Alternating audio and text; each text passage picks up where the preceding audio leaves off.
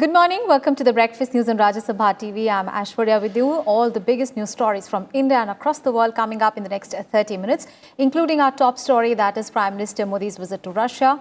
All the details coming up. First, a look at the headlines. Prime Minister Narendra Modi to address 5th Eastern Economic Forum's plenary meeting in Russia's Vladivostok, holds bilateral talks with the Japanese Prime Minister Shinzo Abe. Discusses deepening multifaceted ties in economic defense and security, startup and 5G areas. Also holds talks with Prime Minister of Malaysia and President of Mongolia.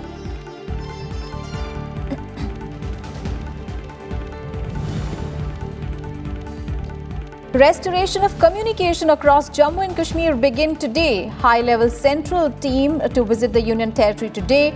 Coordination committee headed by Chief Secretary constituted for Jammu and Kashmir Census 2021.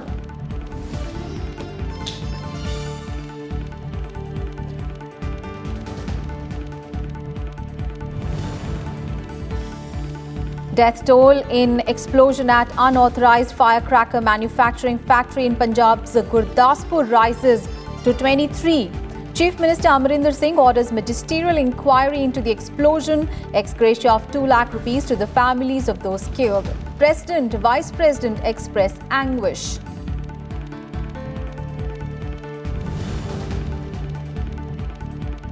Heavy rains continue to drench Mumbai and adjoining regions. Waterlogging at many places.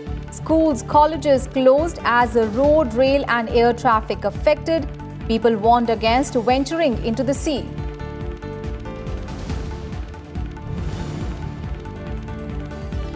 And Teachers' Day being celebrated across the country today, marking the birth anniversary of Dr. Sarvapalli Radhakrishnan. President, Vice President paid tributes to the illustrious statesman and India's first Vice President. Greet teachers.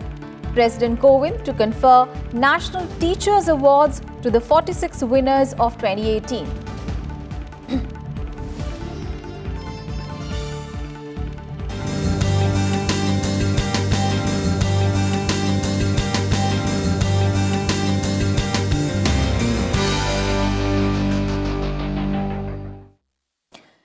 On the second day of his visit to Russia, Prime Minister Narendra Modi today will attend the 5th Eastern Economic Forum's plenary meeting as the chief guest today. He will address the forum being held in Vladivostok. Now, there are several sessions involving India at the Eastern Economic Forum, including harnessing the power of youth, logistics, a digital pathway, human capital in Eurasia, and the Russian-India business dialogue. Prime Minister Modi will also visit the India Business Pavilion in Far Eastern Federal University campus today. The forum focuses on the development of business and investment opportunities in the Russian Far East region. Prime Minister Modi will also attend the Judo Championship with Russian President Vladimir Putin. And on the sidelines of the forum, Prime Minister Narendra Modi held a bilateral meeting with the Japanese Prime Minister Shinzo Abe. The two leaders discussed deepening ties in economic, defense and security, startup and 5G areas, and exchanged views on the regional situation. Relationship with particular emphasis on the forthcoming visit of the Japanese Prime Minister to India for the annual summit. That will take place sometime in the month of December. The dates will be negotiated and announced in due course. Before that, both leaders have agreed that the 2+2, the first 2+2 ministerial meeting, that is the foreign and defense ministers of the two countries, will have a meeting preferably before this annual summit. And in that context, Prime Minister Abe also mentioned the ongoing visit or the just concluded visit of Raksha Mantri to Japan. And he remarked that during the visit of Raksha Mantri to Japan, substantial issues had been discussed on taking forward our exchanges and cooperation in the field of defense. And he hoped that some of the discussions would lead to outcomes during the annual summit. Inevitably, discussion also took place on regional and international affairs. Prime Minister Modi also held talks with the Malaysian Prime Minister Mahathir Mohamad. Our Prime Minister was among the earliest leaders who called on him in Kuala Lumpur soon after his election. And Prime Minister, in his meeting today with Prime Minister Mahathir, described Prime Minister Mahathir's election as a very historic one, and said that India was looking forward to working together with Malaysia. A lot of the discussion took place on bilateral matters. Prime Minister Mahathir acknowledged that there was a growing trade between the two countries, but that Malaysia had a surplus in trade. And he assured the Prime Minister that while we should continue to grow this trade, Malaysia is looking at ways in which we can balance the trade as well. Prime Minister Modi also met with Mongolian President on the margins of the 5th Eastern Economic Forum in Vladivostok. And Russian President Vladimir Putin also took Prime Minister Modi around a vibrant cultural exhibition, Street of the Far East, in Vladivostok. And thanking the Russian President in a Twitter message, Prime Minister Modi said that he got glimpses of the vibrant culture of Russia at the exhibition.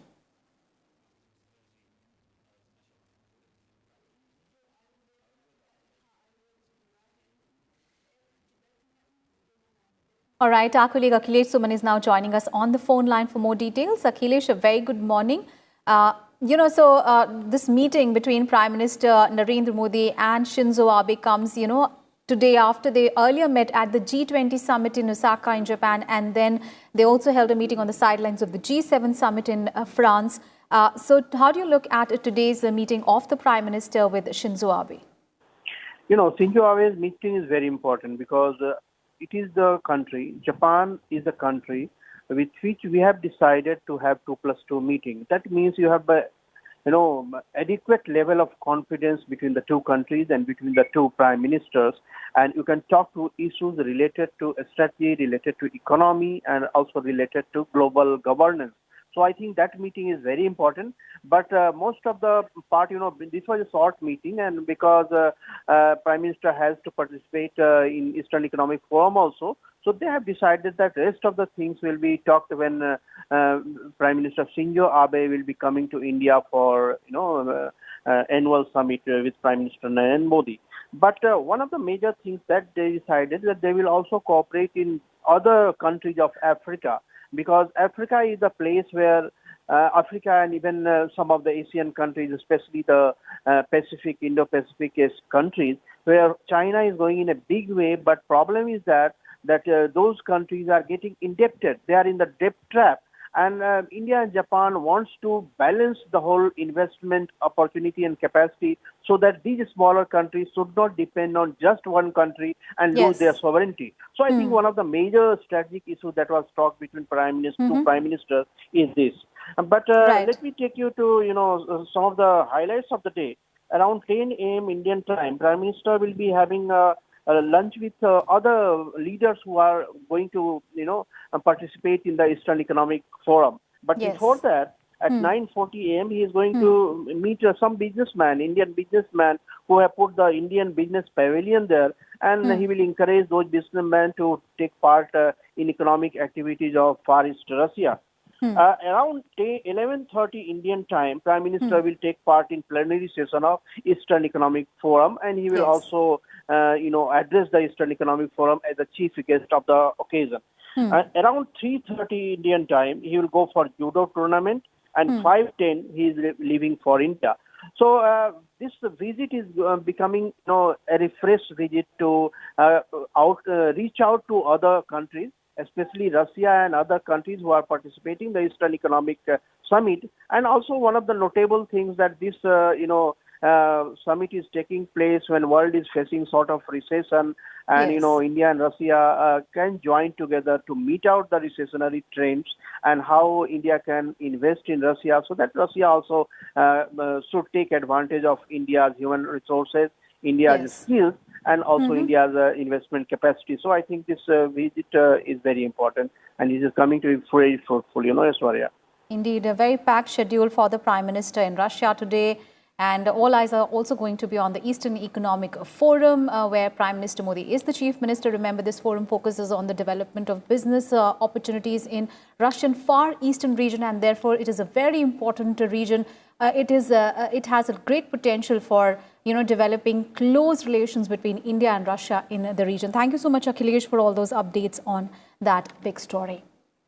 And India and Russia earlier signed 15 MOUs for cooperation in connectivity, oil and gas, deep sea exploration, space, energy, and others. The agreements were exchanged in the presence of Prime Minister Narendra Modi and Russian President Vladimir Putin after the restricted and delegation-level talks on Wednesday. Now, these agreements include 4 in the areas of oil and gas, LNG and cooking coal, 5 in trade and investment, 2 in infrastructure, and 1 each in defense and audiovisual production. Now, both leaders expressed satisfaction over the outcome of summit-level talks and affirmed that they are committed to expand the bilateral relations to new areas of cooperation.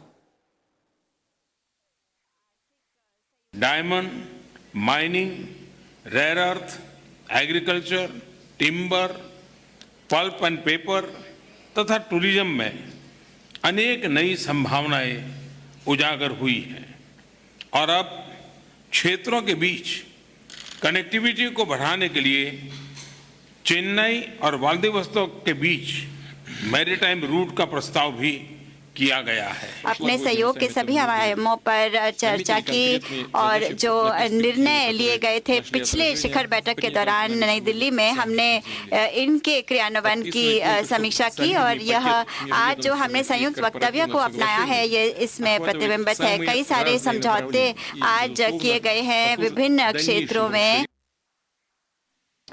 The MOU on defense is about the production of spare parts for Russian origin arms under Make in India program through joint ventures.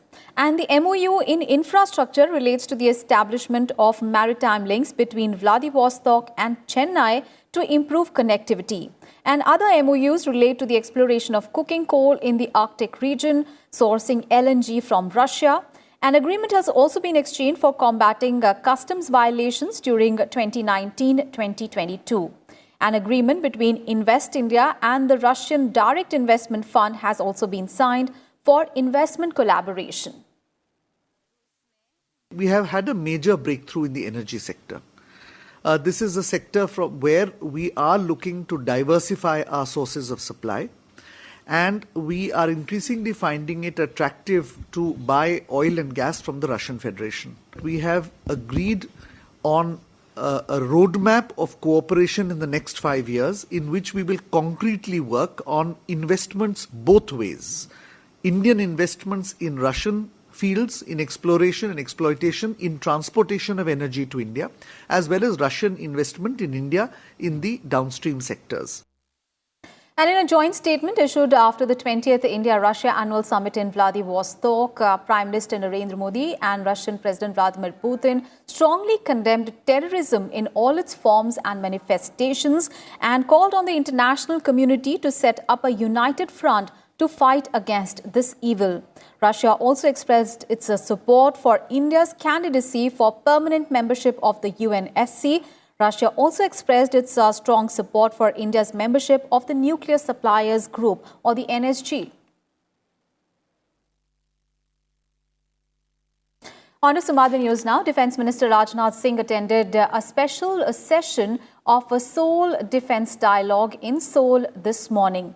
Addressing the session, Rajnath Singh said that no country in the world today is safe from terrorism. He said that India has been actively pursuing a counter-terrorism cooperation bilaterally, regionally and globally. He also advocated an open and inclusive architecture for the Indo-Pacific region with ASEAN centrality and equal access to the global commons.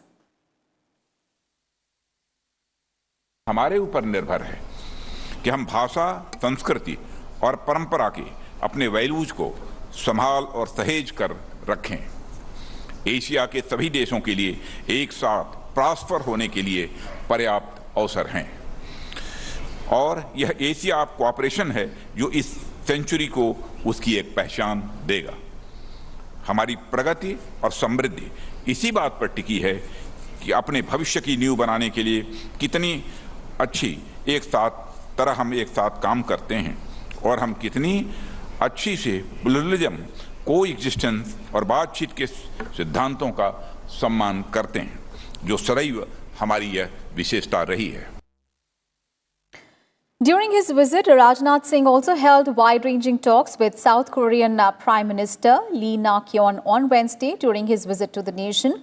The two leaders discussed a range of issues relating to bilateral cooperation. And Rajnath Singh said that India and South Korea are natural partners. The Defence Minister appreciated the Prime Minister of South Korea for his continued efforts for peace and stability in the Korean Peninsula. And during the visit, Rajnath Singh will also hold extensive talks with the South Korea's Minister of National Defence. Rajnath Singh arrived in Seoul on a 3-day visit on Wednesday from Tokyo. News from Jammu and Kashmir now. A high-level team from the Ministry of Department of North-Eastern Region is visiting Jammu and Kashmir today. And the purpose of the visit is to look into new reforms and best practices that can be introduced in Jammu and Kashmir. The key focus areas of the visit will be sustainable livelihood with emphasis on women empowerment and a community-based bottoms-up approach, ecotourism, as well as bamboo-based cottages. The delegation will also focus on exposure programs of the farmers and also the artisans of the Northeast and Jammu and Kashmir. It will also see how to go about on promotional showrooms for local products in Jammu and Kashmir by the Ministry of DONER. Union Minister of DONER, Jitendra Singh, has recently chaired a meeting with the ministry officials and discussed various issues and developments related to the visit.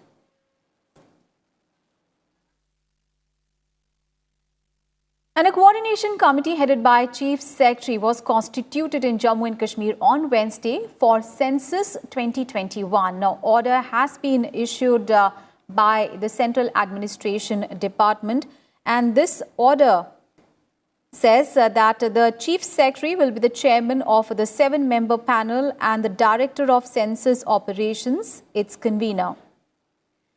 According to the 2011 census, Jammu Kashmir has a population of 1,25,41,302, of which 66,40,662 are male and 59,640 female, while the sex ratio is 889 for each 1,000 males, which is below the national average of 940.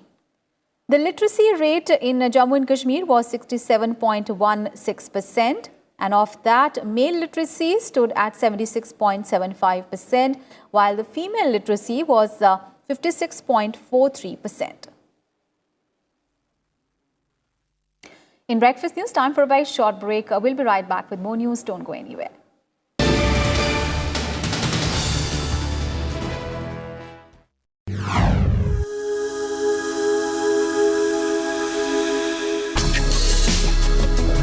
Tales that inspire. Stories of social change. A salute to diversity. Promoting public discourse. Events that motivate. Inspiring the innovative spirit. Watch Rajya Sabha television documentaries.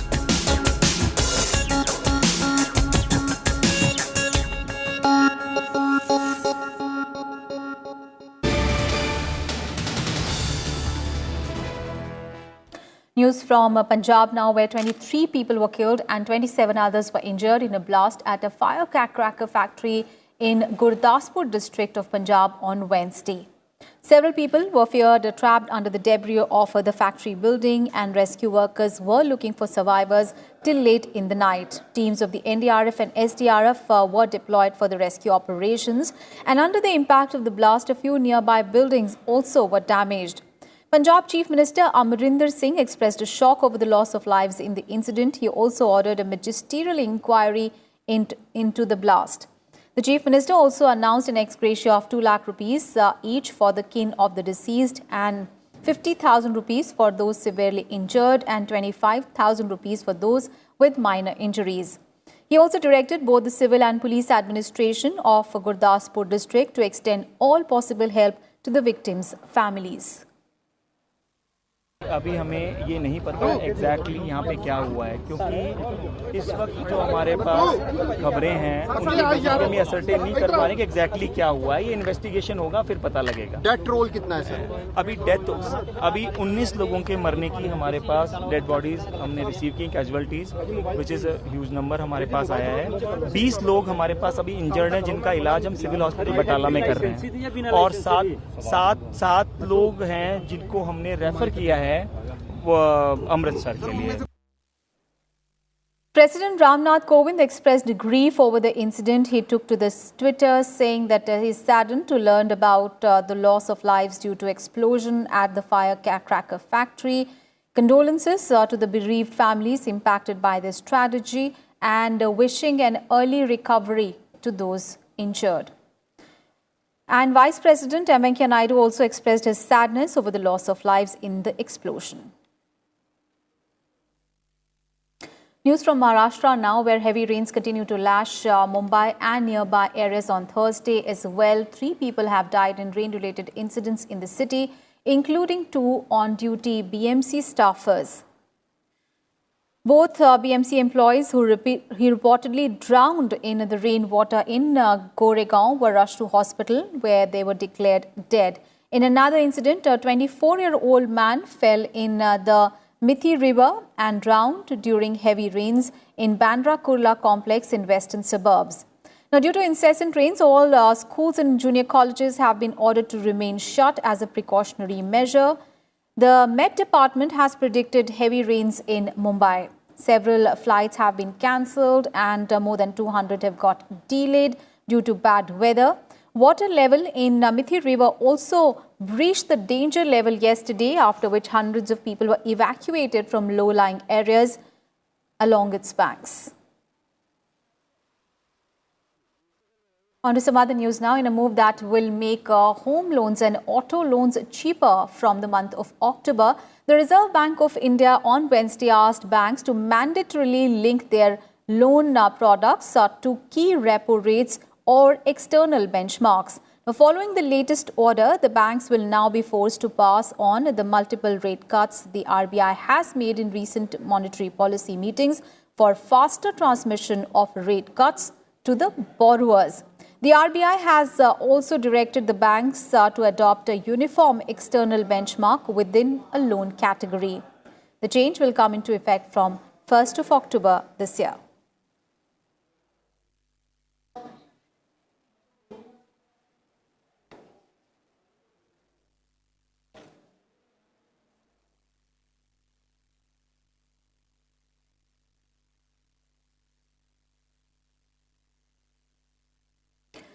And Teachers' Day is being celebrated today to mark the birth anniversary of former President and educationist Dr. Sarvepalli Radhakrishnan. President Ramnath Kovind will today confer National Teachers' Awards to the meritorious teachers from across the nation. A total of 46 teachers have been shortlisted for the National Teachers' Awards 2018, who will be felicitated at the event. Now, the award is in its 61st year, having first been instituted in 1958. And paying homage to Dr. S. Radhakrishnan, President Ramnath Kovind said in a tweet that teachers infuse the young minds with strong values and inspire them to be curious. He added that teachers contribute immensely towards nation building. And Vice President M. Venkaiah Naidu also paid tribute to the first Vice President of India, Dr. Sarvepalli Radhakrishnan, on his birth anniversary today. He called upon all the teachers to rededicate themselves towards building a new, vibrant and inclusive India. And Prime Minister Narendra Modi also greeted teachers across the country on the occasion. On his birth anniversary, Prime Minister Modi called Dr. S. Radhakrishnan as an exceptional teacher and a mentor. Prime Minister Modi also posted a video message for the teachers. 5 सितंबर भारत के पूर्व राष्ट्रपति doctor Sarvepalli Radhakrishnan जी का जन्मदिन है और देश उसे शिक्षक दिवस के रूप में मनाता है। वे जीवन में किसी भी स्थान पर पहुंचे, लेकिन अपने आप को उन्होंने हमेशा शिक्षक के रूप में ही जीने का प्रयास किया। और इतना ही नहीं, वो हमेशा कहते थे, अच्छा शिक्षक वही होता है जिसके भीतर का छात्र कभी मरता नहीं है। शिक्षक कभी उम्र से बंधा नहीं होता है, शिक्षक कभी रिटायर्ड हो ही नहीं सकता। And Vice President M. Venkaiah Naidu has called upon teachers to build in the values of democracy, equality, freedom, justice, secularism, concern for others' well-being, respect for human dignity and human rights in their children. Addressing teachers from the DTES schools in Delhi on the occasion of Teachers' Day at his official residence today, the Vice President called on all the teachers at all levels in the country to take a pledge and rededicate themselves to transform the classrooms into hubs of joyful learning, saying that it was important to make the children aware of the rich heritage and the glorious history of our country. Venkaiah Naidu called upon the educators to include the stories of bravery of freedom fighters and great leaders in the school curriculum. Describing teachers as the key architects of national development, the Vice President said that they have the unique opportunity to lay the foundations of a vibrant nation through your knowledge, attitude, behavior, and your ability to create the right conditions for learning. We in India have come a long way after independence. Today, 95% of the children are in schools, and we have more universities and institutions of excellence than we had in 1947. Nearly 70 lakh teachers are teaching, 20 crore children in 15 lakh elementary schools across the country. The literacy rate has been steadily improving from a mere 18% in 1947 to 80% at the present. One of the most important issues facing the school education today is the need to improve quality in education and learning. We need more teachers who can build in our children a commitment to the values of democracy, equality, freedom, justice, secularism. Secularism means Sarva Dharma Samabhavana. All religions are equal. Concern for others' well-being, because we always say share and care is the core of Indian philosophy. Respect for human dignity and human rights. The children should be made aware of our rich heritage and glorious history. And with that, we wrap up this edition of Breakfast News. Thanks for watching. Have a great day ahead.